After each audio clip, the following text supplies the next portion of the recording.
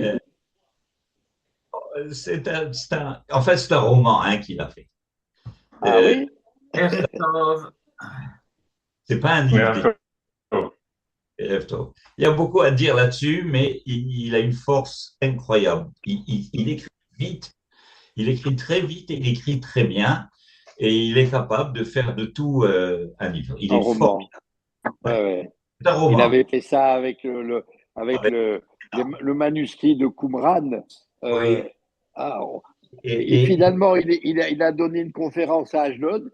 Il nous a parlé de ses amours, il nous a parlé de son mais- adolescence, non, etc. non, Mais c'était les ça. manuscrits de Qumran, on n'a rien appris. Par exemple, sur la KNA, j'ai eu des grandes discussions avec lui. Il Oui, y a une chose que je lui reproche, enfin bon, je lui ai dit, quand tu étudies quelque chose comme ça, et tu essayes de chercher des sources juives. Il y a des sources juives. Par ouais. exemple, sur le Rav de Tlemcen, il y a beaucoup de choses qui ont été écrites. C'est pas le Rav Zini a fait une préface extraordinaire du Comment ça Rav. se fait que j'ai pas de son? Comment Et ça bon, se fait que j'ai pas de son? lui, il a vu le roman et il a fait plus de bien au Rav de Tlemcen que toutes les personnes qui ont écrit des choses très, très Comment ça se sérieuses. fait que j'ai pas de son? Donc, écoutez, il faut de tout. Il faut de tout. Pas de tout. Et pour lui, ce qu'il y a d'extraordinaire avec J'ai plus Didier, de son. c'est qu'il ou Mitlaev, comment on dit ça? Il s'enflamme. Il J'ai s'enflamme. plus de son. Ah, Et c'est j'ai pas de son. Comment ça se fait?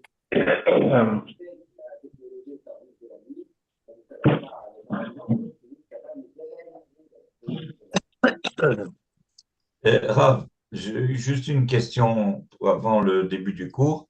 Est-ce que dans le cours d'aujourd'hui, vous allez faire la transition entre le cours de la semaine dernière et ce qui se passe et les thèmes de la Parashat Hashavua cette semaine? Comment ça se fait? Ah, voilà. Est-ce que vous allez relier les deux? Est-ce que vous pouvez m'expliquer votre question? Je ne comprends pas très bien. Mais le cours de la semaine dernière était extraordinaire. Il nous a parlé du Mishkan. D'accord? Bon, donc le Mishkan, le temps du Mishkan, avant, après, etc. Le lieu que doit créer l'homme pour Dieu, tout ça c'est bon. Maintenant, on passe dans une paracha où on va rentrer dans des détails pour les habits du prêtre, la keuna, etc. Et je voudrais, si vous, est-ce que vous pouvez faire le lien entre les deux?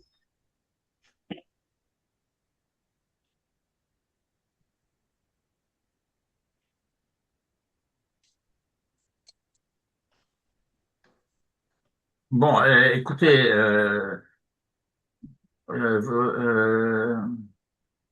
vous me prenez un peu au dépourvu, si j'ose dire, Alors la parce que semaine, euh, bon, quand vous avez, c'est pas d'ailleurs une question, mais quand vous avez, oui, j'aurais disons, dû l'écrire.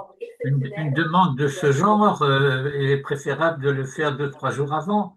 C'est vrai, c'est vrai. C'est ce qui se passe. Alors, je sais bien que les gens s'imaginent que j'ai la science infuse, mais je vous assure que non. Ah, quand même, quand même. Ça va. Pierre, j'ai pris la liberté d'inviter Jean-Claude Dassaulson, un ami et voisin d'Ashdod. Voilà.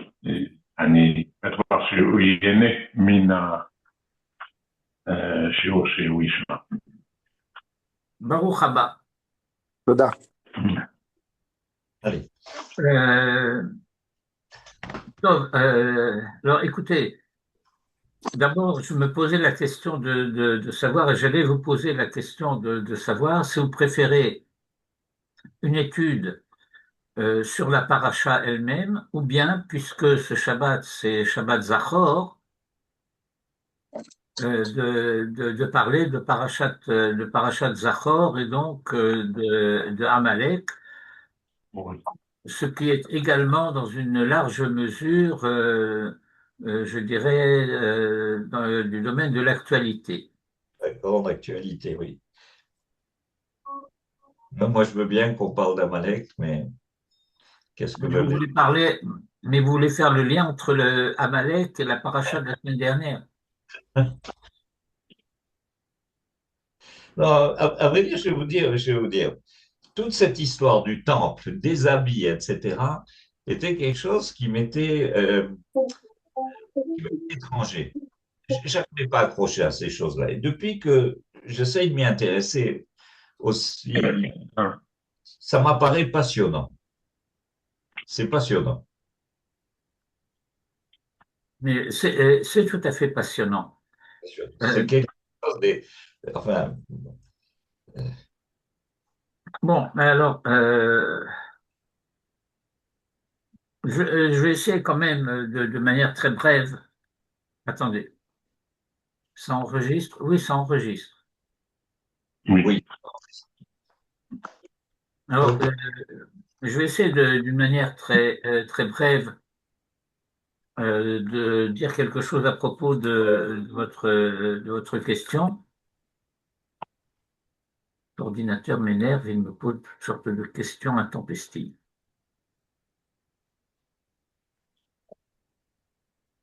Donc, dans le cours de la semaine dernière, j'ai élargi un petit peu la perspective de l'étude en indiquant le fait que, après le Matan Torah, compte tenu de la manière dont la tradition rapporte que Israël a reçu la Torah, et je vous rappelle un des points extrêmement importants de ce midrash, c'est pas le fait qu'Israël ait reçu, accepté la Torah, c'est qu'Israël ait accepté la Torah en joie, de simcha.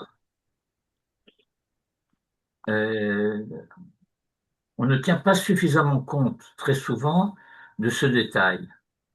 Mais en réalité, ce n'est pas un détail, c'est capital, c'est fondamental.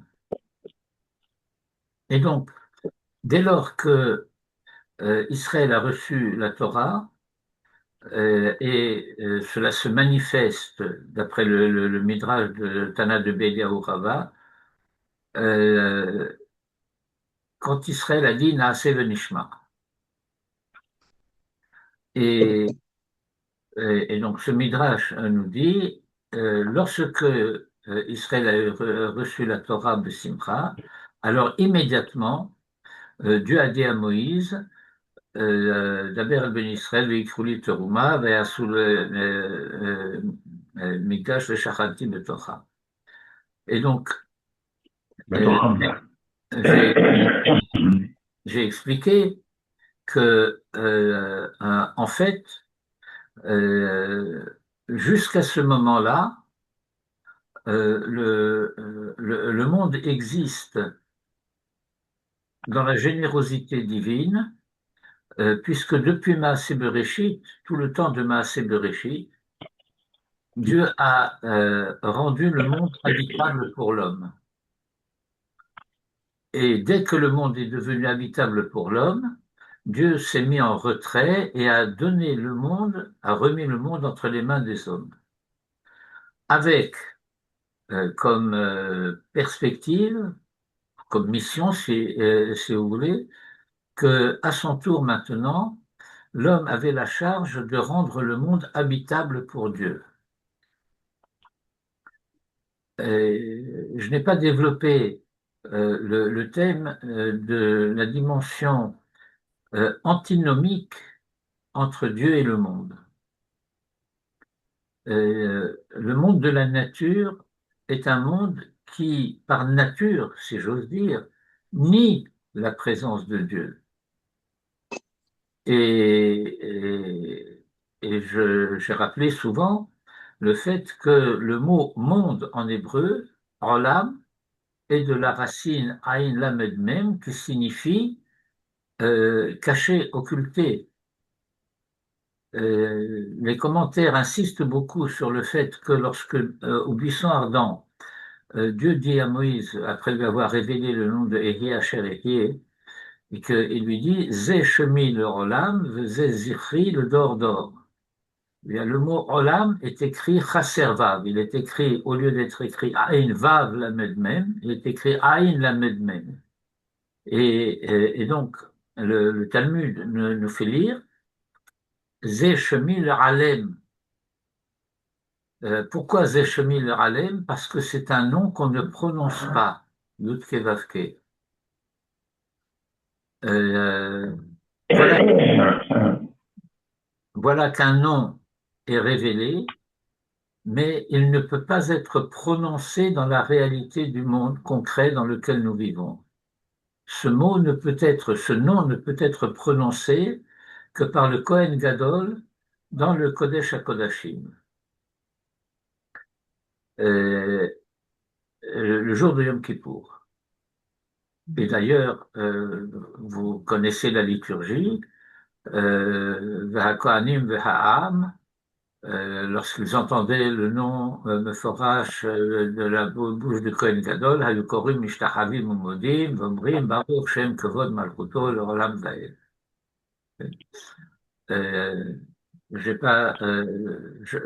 vais pas développer maintenant ceci, mais pour dire à quel point l'impact du fait d'entendre ce nom, Bigdusha ou Tahara, Mipi Kohen Gadol, c'est quelque chose d'extraordinaire. Que enfin, le monde soit dans un état où ce nom puisse être entendu. Et donc, la charge pour l'homme, c'est de rendre le monde habitable pour Dieu. Qu'est-ce que ça veut dire rendre le monde habitable pour Dieu? Chérie, j'écoute en cours. J'ai pas le droit, moi. Quand tu as un cours, eh ben, tu m'entends.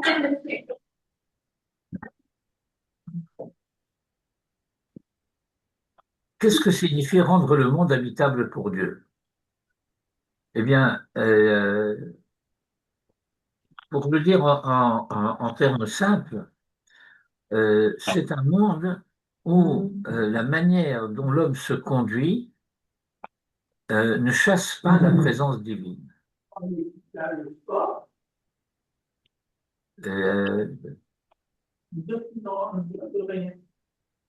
J'ai une concurrence déloyale. Jean-Claude, mets-toi en mute. J'essaye, oui, j'essaye. Attends, j'essaye, oui. Sur le micro, tu appuies, ça va. Oui, je vais appuyer sur le micro. Ouais, c'est sans effet pour l'instant. Non, attends, je ne trouve pas le micro. Oh. À gauche, en bas. Oui, oui, je sais, il est en bas, mais Il y a vidéo et micro, mute. Voilà, c'est en mute. C'est bon. C'est bon.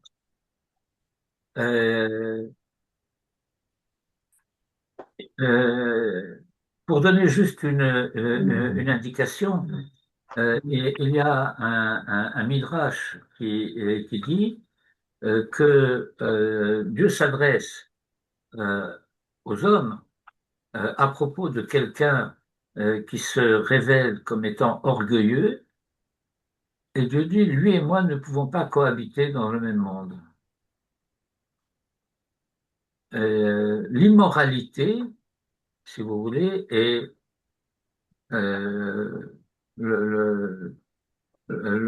l'orgueil et l'immoralité d'une manière générale, dont l'orgueil est déjà un signe, font que il y a une incompatibilité de présence entre celui qui par nature, par essence plus exactement, emplit tous les mondes, et celui qui par sa vanité et son orgueil voudrait remplir tous les mondes. Et alors, nous voyons de quelle manière cette dimension que parfois les théologiens appellent l'omniprésence divine est une omniprésence qui est extrêmement curieuse, puisque c'est une omniprésence qui rend possible la présence de l'homme. Alors que il y a une manière de vouloir affirmer sa présence de l'homme qui chasse la présence divine. Et donc, après avoir donc décrit le cadre, c'est-à-dire le Mishkan, le lieu où cette rencontre entre Dieu et l'homme va devenir possible à l'abri de la sainteté, dans la paracha de Tetzavé, essentiellement, l'un des thèmes principaux de la paracha de Tetzavé va être la conduite de l'homme parfait qui répond à l'attente divine. Je voudrais vous rappeler une formule que Manitou nous avait enseignée à propos de l'identité du Kohen et bien entendu spécifiquement du Kohen Gadol. L'homme parfait, revêtu des vêtements parfaits, qui mange le repas parfait dans la maison parfaite. Et je pense que c'est dans cette perspective-là que vous pouvez voir de quelle manière le sujet de la paracha de Tetzavé poursuit et même développe dans une certaine mesure le thème de la paracha de Teruma, puisque maintenant que le cadre a été établi, le cadre, c'est-à-dire le monde en réduction, en maquette, si je puis dire, un, un, un espace du monde déjà rédimé, metukan en hébreu, euh, et qui est le modèle qui va servir, le modèle qui est à développer pour rendre le monde entier compatible avec ce modèle. Et maintenant donc que le cadre, le monde, le lieu a été décrit, défini, alors on peut s'occuper de décrire, de définir le modèle de l'homme qui va habiter ce monde d'une manière qui soit compatible avec la présence divine. Voilà ce que je pourrais brièvement dire, sans rentrer dans le détail des différents vêtements. Et, et alors, peut-être je peux m'aventurer un petit peu. Il me semble y avoir fait allusion, mais peut-être brièvement, mais je ne sais plus si c'est à notre cours de la semaine dernière ou au cours de Paracha de dimanche que j'en ai parlé. Peut-être que c'est au cours de Paracha en hébreu de dimanche que j'en ai parlé. Nous avons deux mots en hébreu pour dire le vêtement. Et de manière assez significative, ces deux mots sont utilisés pour désigner les vêtements du Kohen et les vêtements royaux. Mais ils ne sont pas interchangeables. On dit Bigdei Kehuna et on dit Levouché Malchut. Alors ces deux mots qui signifient les vêtements sont apparentés l'un et l'autre à des racines qui renvoient d'une manière sémantique à tout à fait autre chose a priori que la notion de vêtement. Le Bigdei Kehuna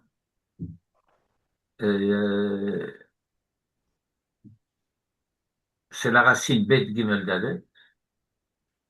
Vous notez au passage que ce sont les premières lettres de l'alphabet. Une fois laissé le Aleph, de côté, si je puis dire. Une fois dépassé le Aleph, alors les trois lettres suivantes, Bet, Gimel, Dalet, mais ça forme le mot Beged. Et, et la racine à laquelle euh, ce terme fait allusion, sinon référence,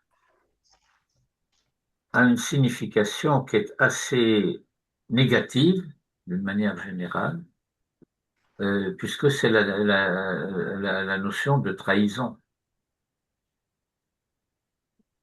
Le traître, Boged, la trahison, Begida, et donc le Beged serait d'une certaine manière, potentiellement en tout cas, le travestissement, c'est-à-dire ce qui est d'une certaine manière euh, une manière de trahir euh, autrui.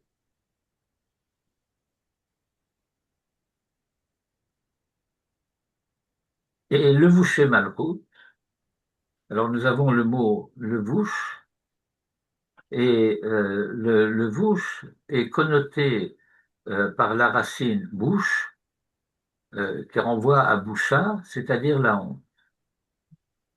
Or, qu'est-ce que cela voudrait dire? On peut tout à fait imaginer, dès lors, un discours anticlérical, antireligieux, qui parlerait d'une manière extrêmement négative et de la fonction des prêtres et de la fonction des rois. Euh, les deux ensemble, c'est une trahison honteuse. Vous voyez dans quelle direction ça peut partir. C'est dur. C'est...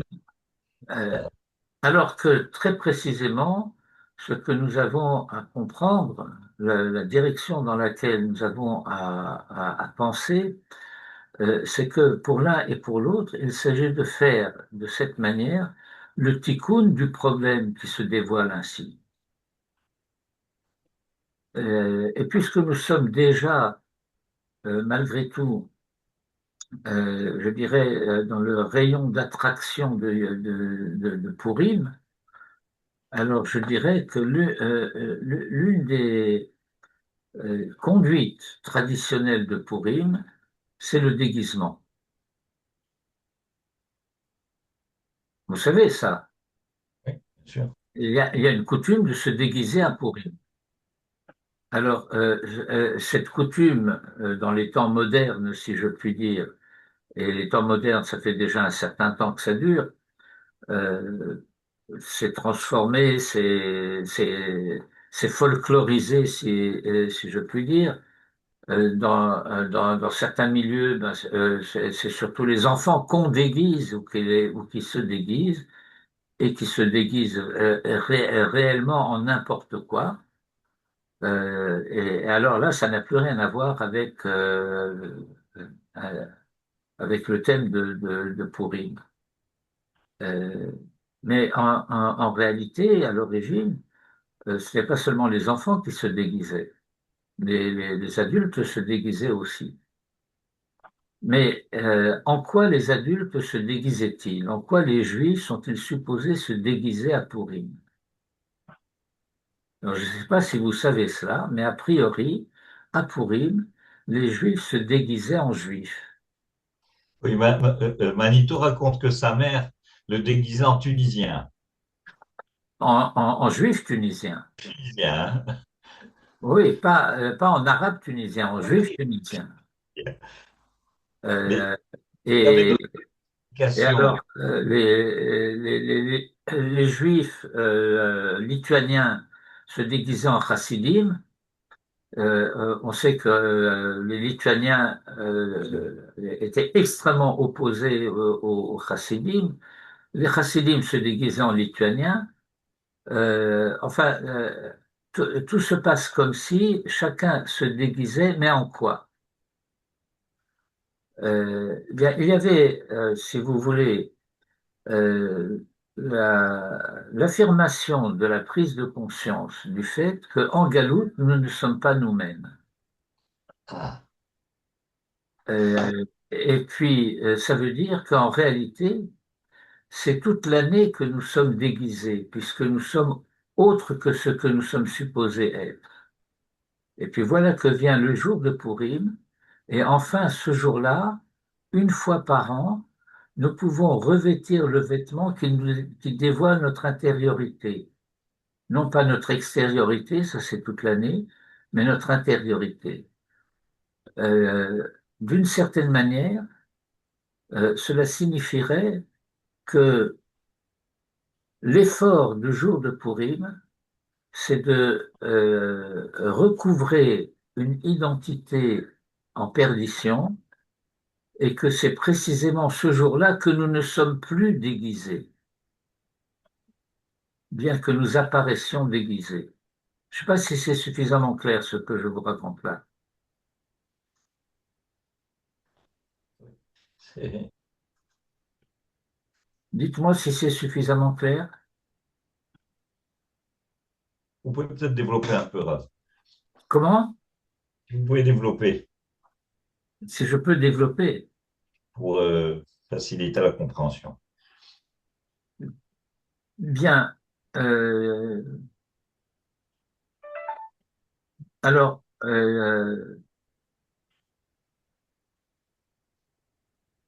un déguisement, quel qu'il soit, est toujours une identification. Au travers du déguisement, je m'identifie à quelque chose. Les enfants qui alors je me souviens à l'époque du Talmud Torah, les garçons se déguisaient en Mordechai et les filles se déguisaient en Reine Esther.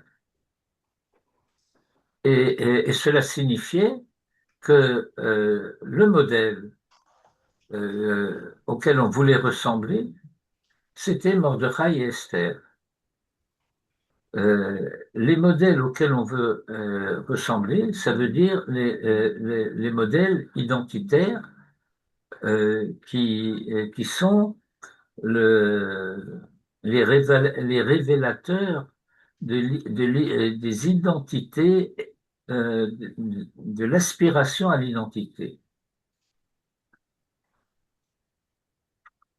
Lorsque cette chose-là se dégrade, alors les enfants essayent d'avoir un déguisement qui va correspondre à tel héros de bande dessinée ou de film ou de dessin animé ou de quoi que ce soit que vous pouvez imaginer qui peuple leur imaginaire.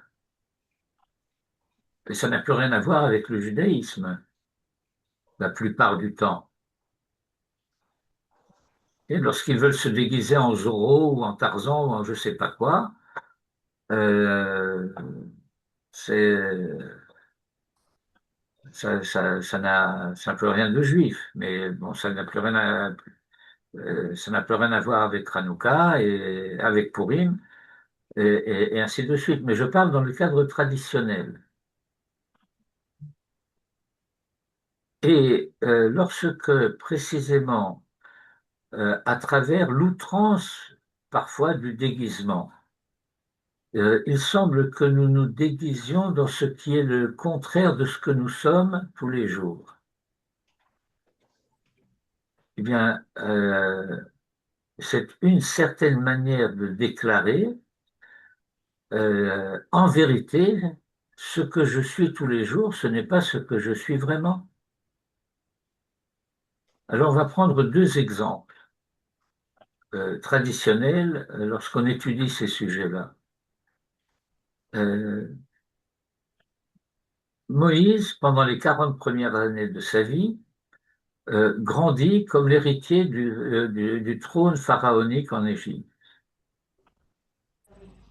Comment est-il vêtu? Il est vêtu comme un Égyptien. Et puis, quand Joseph est obligé d'abandonner sa tunique, sa tunique, c'était, en ce qui concerne Joseph, c'est pas le sujet de notre étude, mais enfin, c'était le vêtement juif par excellence quand tu t'appelles Joseph. et puis il est dépossédé de ce vêtement, il est vendu comme esclave, il arrive, bon, et pendant toute une première période de son séjour en Égypte, il porte un habit d'esclave. Et puis quand il est tiré de la fosse et qu'il est présenté à Pharaon et qu'il lui révèle le sens de ses rêves, alors il a été dans un premier temps revêtu d'habits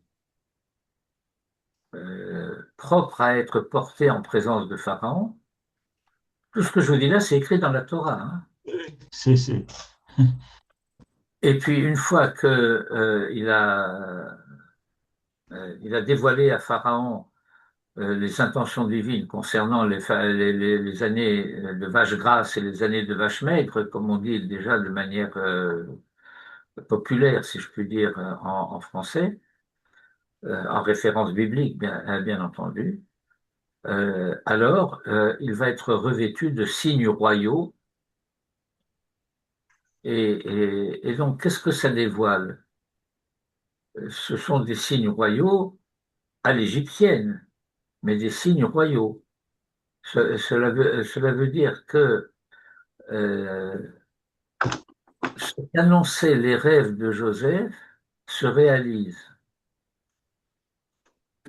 et que le véhicule de la réalisation de ces rêves, puisque ces rêves visaient l'universel, lui font porter le vêtement de l'universel de ce temps-là, c'est-à-dire la puissance euh, mondiale de ce temps-là,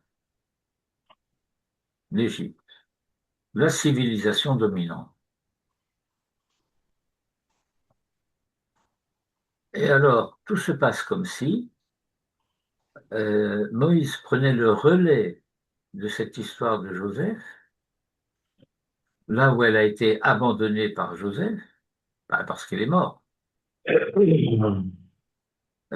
jusqu'au moment où Moïse va se dépouiller du vêtement égyptien pour revêtir le vêtement hébreu.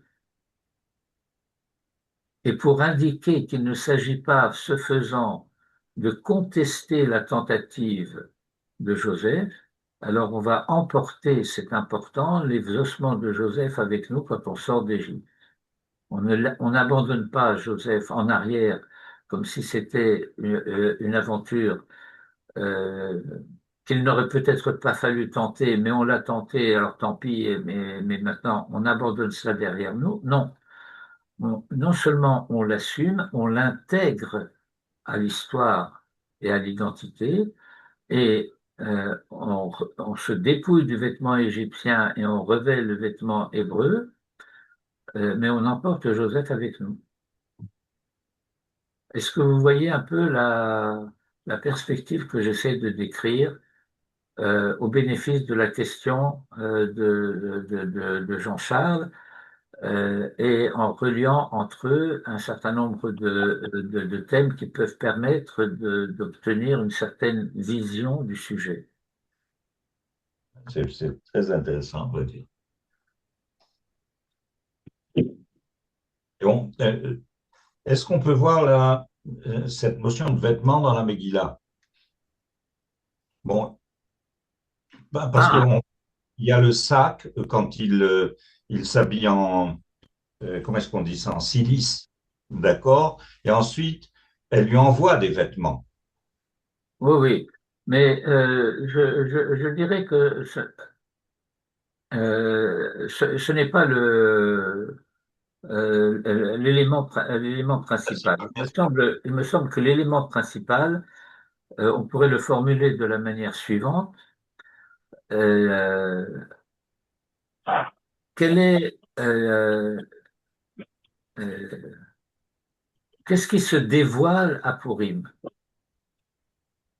Qu'est-ce qui était en quelque sorte caché et qui devient évident? Eh bien, ce qui était caché jusque-là, c'est le fait que les Hébreux,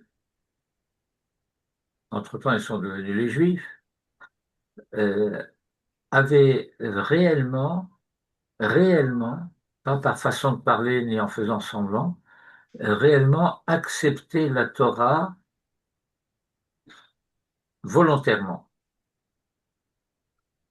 Ce que le Midrash que je citais tout à l'heure du Tana de Eliyahu Rabbah dit chez Kiblu et Torah besimcha, v'amru naaseh v'nishma. Alors, pourquoi est-ce qu'on pouvait avoir des doutes à ce sujet? Eh bien, je vous rappelle cette page 68 du traité de Shabbat. Non, pas 68, 86. C'est une inversion de droite à gauche ou de gauche à droite. Bon. D'ailleurs, c'est 88. Parfait. Et alors, le Midrash du Talmud, prenant prétexte du fait que la Torah utilise une formule inhabituelle pour dire au pied de la montagne, en disant Vayitiatzvu betartit ahar, si je lis non pas de manière littérale, mais ultra littérale. Vous savez qu'aujourd'hui, dans le vocabulaire sociopolitique, on adore le mot ultra. Il y a les ultra riches, il y a les ultra gauches, il y a les ultra droites. Tout est ultra maintenant. C'est l'outrance ultra. Bon. Même des Alors, téléphones. il y a la lecture ultra littérale. Le Tartit Tahar, le Talmud fait semblant de vouloir dire que les Hébreux se sont rassemblés sous la montagne. Sous la montagne? Mais comment ils sont rentrés sous la montagne? Alors le Talmud nous dit, c'est très simple. Dieu a soulevé la montagne et l'a renversée sur eux comme un baquet et leur a dit, si vous acceptez la Torah, c'est bien. Sinon, là-bas sera votre tombeau.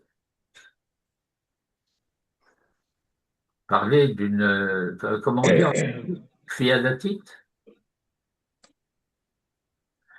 Im atem mekablim et Torah mutav, ve'im lav, sham tehe kevuratrem.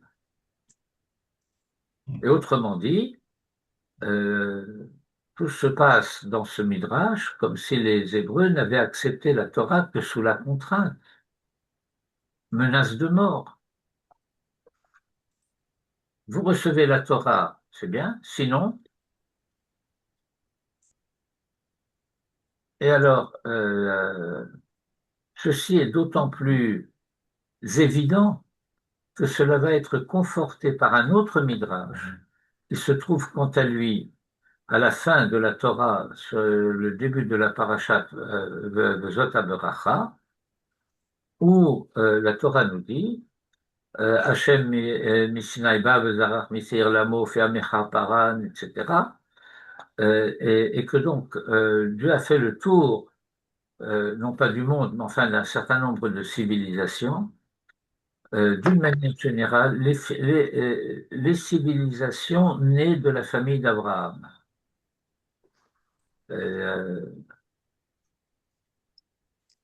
Et leur a proposé la Torah, et ils l'ont refusée. Alors notre sujet n'est pas d'étudier maintenant pour quelles raisons ils l'ont refusée, comment ça s'est passé, etc. Mais le fait que lorsqu'on leur fait remarquer, c'est au début c'est au début du traité Avodah Zarah du Talmud, vous l'avez refusé la Torah. Alors la plaidoirie des Goïms, ça consiste à dire, mais tu l'as imposé à Israël, à nous, tu ne nous l'as pas imposé. Si tu nous l'avais imposé, on l'aurait accepté, on n'aurait pas eu le choix. Mais bon. Et donc, ça veut dire qu'il y a une cohérence dans la lecture de la Torah. Alors, qu'est-ce que ça veut dire que on veut nous faire entendre que la Torah aurait été imposée à Israël, alors qu'à Purim va se dévoiler le fait qu'elle est librement acceptée. Pourquoi? Parce qu'il y a un verset à la fin de la Megillah qui dit Kimu v'kiblu haYehudim alehem,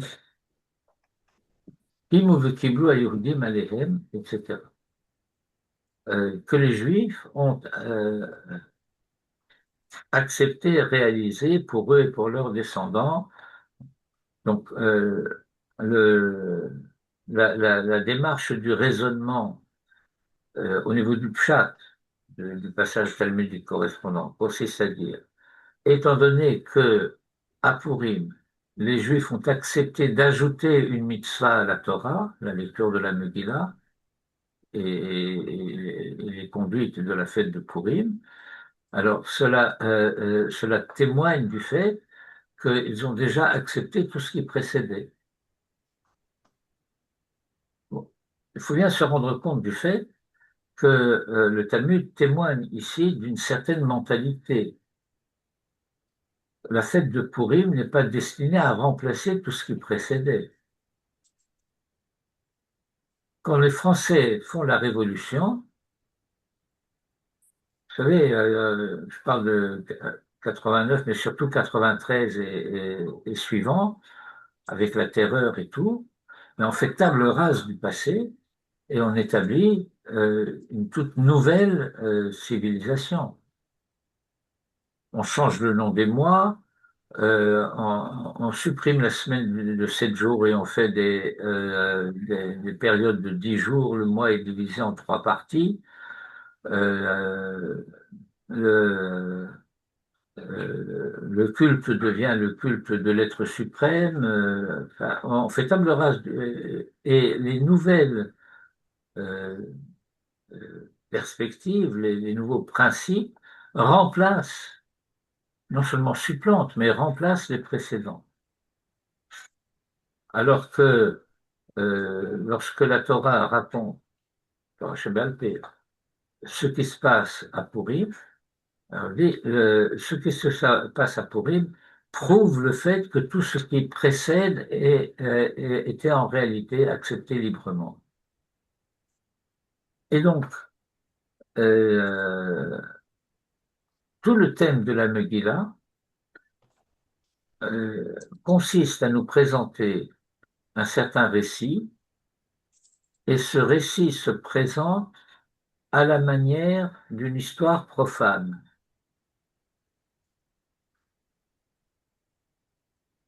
Ce qui se manifeste et se caractérise par le fait que à aucun moment n'apparaît, ne serait-ce que d'une manière allusive, un quelconque nom divin traditionnel. Pas de Hachem, pas de Elohim, pas de Shaddai, rien. À aucun moment. Même lorsque, par exemple, Mordechai est supposé prier, ou lorsque Esther est supposée prier. Aucune référence à Dieu. Et pourtant, la certitude et la conviction du fait que tout ce qui se passe, non seulement se passe sous le regard de Dieu, mais au travers des actes des uns et des autres, des uns et des autres, c'est-à-dire de Mordechai et d'Esther en particulier, eh bien, et des Juifs à la fin c'est Dieu qui agit. Autrement dit, nous avons une thématique à Purim qui serait la thématique du miracle caché. Le miracle caché, c'est-à-dire que tout ce qui se passe a les apparences de la nature, les apparences d'un complot, d'une révolution de palais, toutes ces perspectives-là. Et alors, de quoi s'agit-il? Eh bien, il s'agit de l'enchevêtrement, de l'interpénétration de 3 thèmes, si vous voulez, que nous allons natter comme des chalotes de Shabbat. Les chalotes de Shabbat chez nous, les Juifs européens, parce qu'en Afrique du Nord, c'était pas comme ça. Vous n'aviez pas le pain natté en Afrique du Nord. De quoi? Vous n'aviez pas le pain natté. Non. Qu'est-ce que c'est déjà le pain natté? Vous avez jamais pas vu une challah? Oui. Vous Ah oui, connaissez. oui, oui, non, non, mais on le faisait, non. Moi, j'ai toujours vu le Père enfin, chez ma belle-mère, en tout cas, oui. En Afrique du Nord? Ma belle-mère, oui, Oui. oui, Bon. oui.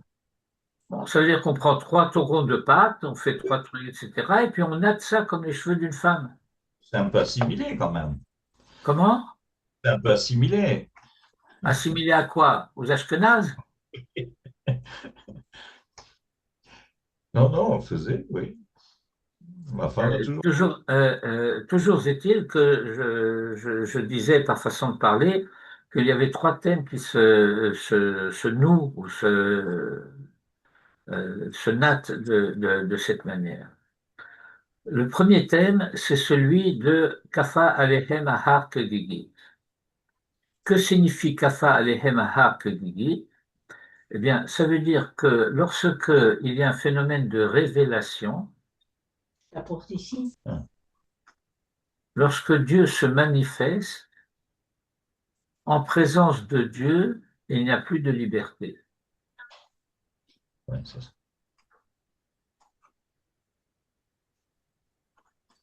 Quand Dieu parle, je n'ai même pas la possibilité de poser la question, mais qui parle? Quand Dieu se tait après avoir parlé, quelqu'un va pouvoir dire qui a parlé? Mais ça n'a plus rien à voir. Au moment où il parlait, la question ne se posait même pas. Or, nous sommes habitués à penser que la révélation, c'est l'événement du Sinaï, c'est Matan Torah.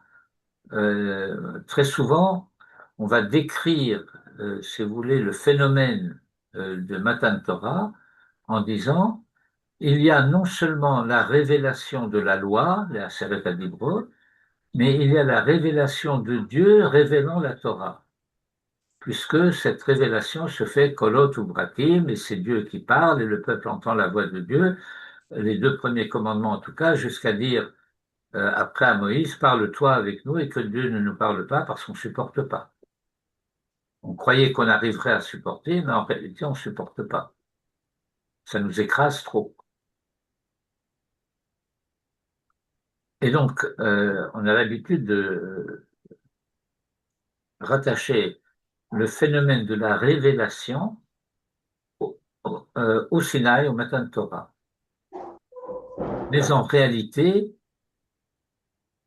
et donc de la dimension de l'impossible liberté face à cela,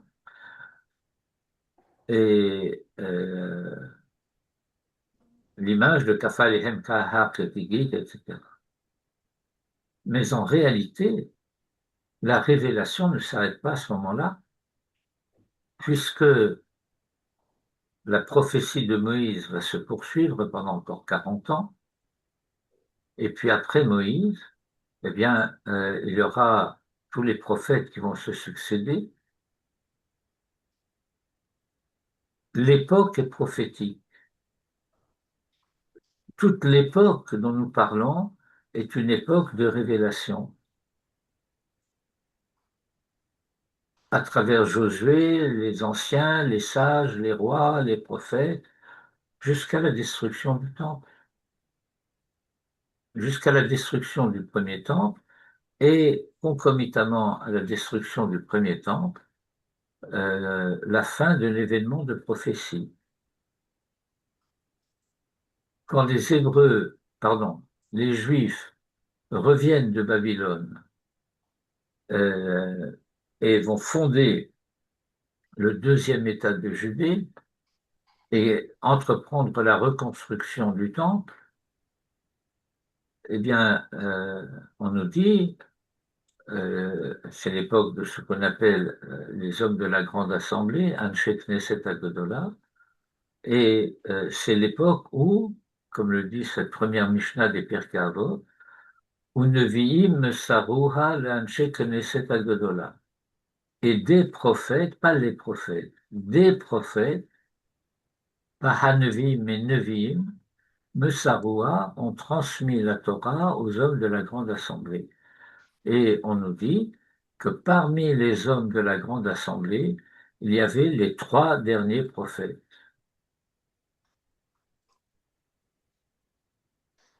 Les 3 derniers prophètes accompagnent les Juifs revenant d'exil et reconstruisent avec eux la société judéenne, Baït Sheni. Mais maintenant, la prophétie se tait. Ce n'est pas en tant que prophète que les prophètes transmettent la Torah aux hommes de la grande assemblée. C'est en tant que connaisseurs de la Torah dont ils sont dépositaires qui vont transmettre la Torah et ses significations aux hommes de la grande assemblée. Mais la prophétie en tant que telle, qui a accompagné Israël depuis les origines, maintenant se tait. La révélation a pris fin. La présence divine n'est plus évidente dans le monde. Et donc maintenant nous sommes libres. Troisième élément de notre tresse. Au moment des événements de Purim, la présence divine est en quelque sorte occultée et les hommes se savent libres. Et donc, lorsque Kibla Yehudim à la fin de la Megillah, cela nous dit que, étant donné que maintenant ils ont librement accepté la Torah, cela témoigne du fait que, alors qu'on croyait que peut-être, puisqu'il y avait la révélation et que face à la révélation nous ne sommes plus libres, que c'est sous la contrainte que les Juifs ont accepté la Torah, alors il se révèle maintenant que sous cette apparence contrainte, cette contrainte apparente, il y avait en réalité une acceptation heureuse de simcha, avec bonheur, avec joie.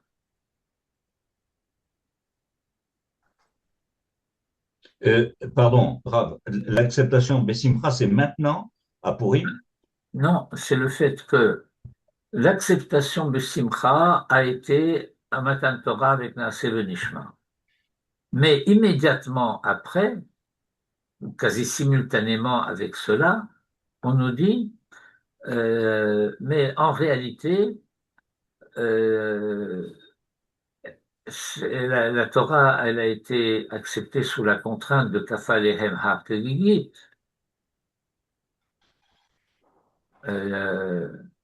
Et bon, c'est une sougya de la Gemara, il y a une page de Gemara qu'il faut étudier avec un certain nombre de choses extrêmement, comment dire,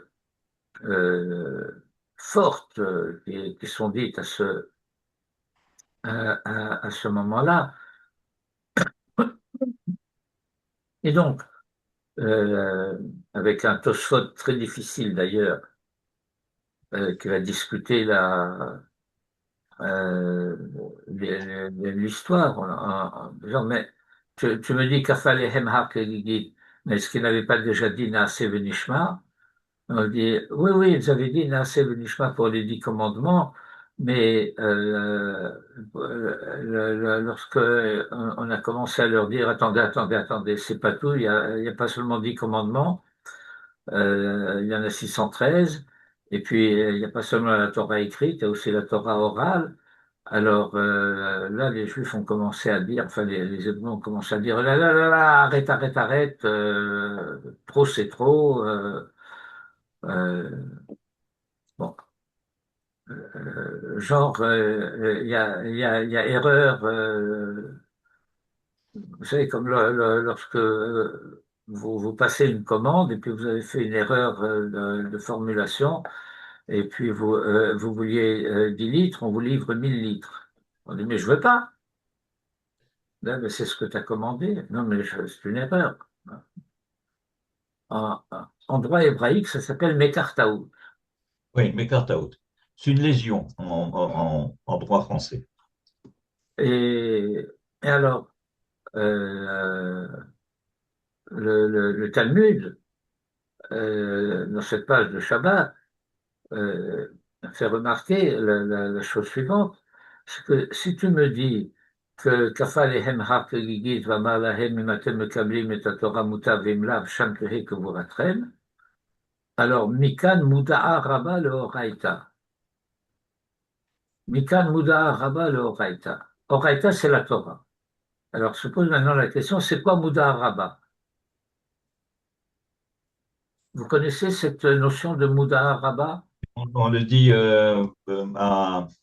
quand on fait le Atarat Nedarim, je crois. Non, Non? Ou Mouda, non. c'est Mouda Araba. Non, non.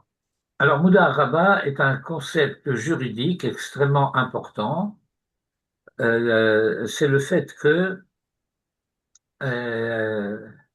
on frappe à la porte, j'ouvre, quelqu'un me met un pistolet sous le nez et me tend un contrat et me dit, voilà, tu vas signer le contrat de vente de ton appartement. Et mais moi, je veux pas vendre. Tu as vu le pistolet? Mais moi, je veux pas vendre. Ben, alors tu meurs. Alors je signe. Et le lendemain, je vais au Beddin et je déclare, j'ai signé un contrat de vente sous la contrainte. Ça s'appelle Muda'a Rabba. Oui, c'est ça, je m'en souviens. Je me souviens pas du terme juridique en français. En anglais, on dirait under duress. Duress, D-U-R-E-2-S. Under duress. J'ai signé sous la contrainte, en quelque sorte. Ce qui a pour effet de pouvoir annuler a posteriori les effets d'un contrat signé sous la contrainte. Et alors, voilà que on nous dit, si tu me dis que kafal et hemhar gigi, alors on ne peut plus condamner les Juifs parce qu'ils peuvent dire c'était sous la contrainte. Bon, ça vaut la peine d'étudier toute la Sougia, mais vous voyez jusqu'où cela peut aller. Et alors, bon, les Tosfot discutent, etc. Mais toujours est-il que ce que nous avons à mettre en évidence, c'est que cette discussion de l'éventualité où la Torah n'aurait été acceptée que sous la contrainte, mais que en réalité, on aurait pu peut-être les 10 commandements, mais pas tout le reste, etc. En fait, toutes ces hypothèses qu'on peut soulever a posteriori se révèlent en réalité au moment de Purim comme des hypothèses et des suppositions vaines.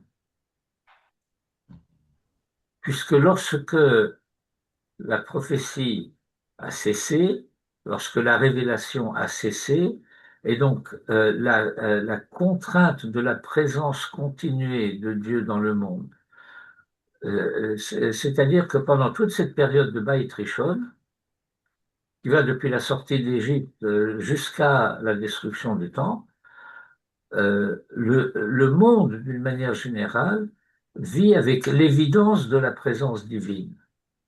Même lorsque cette présence ne se manifeste pas de manière contraignante à chaque instant, parce que Dieu sait être discret, cette évidence existe.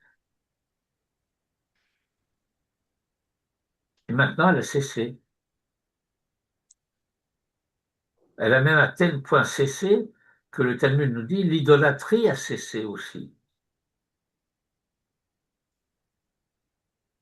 Parce que quand il n'y a plus rien à voir, on ne peut plus mal voir. Parce que aussi longtemps que le phénomène de révélation était un phénomène continu, alors un certain nombre de manifestations pouvaient être interprétées par erreur, faussement, comme la manifestation d'une divinité. Avodah Zarah. Mais Avodah Zarah, Beit Sheni, il n'y a plus. Puisqu'il n'y a plus de révélation. Et pourtant, les Juifs acceptent la Torah. Extraordinaire.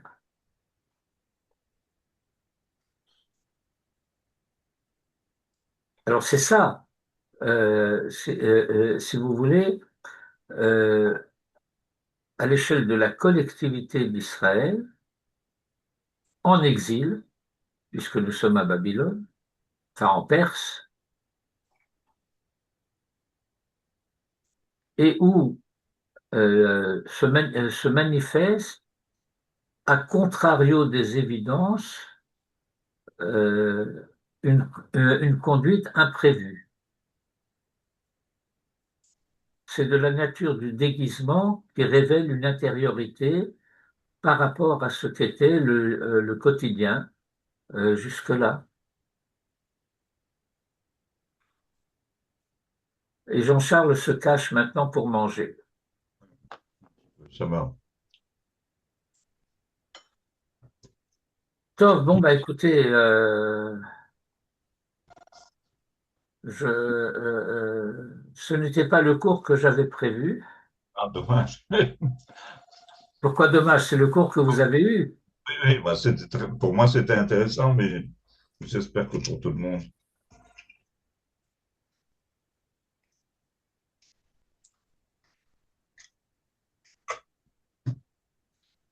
Merci beaucoup. Voilà. Sameach, Shabbat Shalom. Et תודה רבה. que Tov Dieu nous Shabbat Tov et miracle. Shabbat שבת Shalom. שלום. Shabbat Shalom.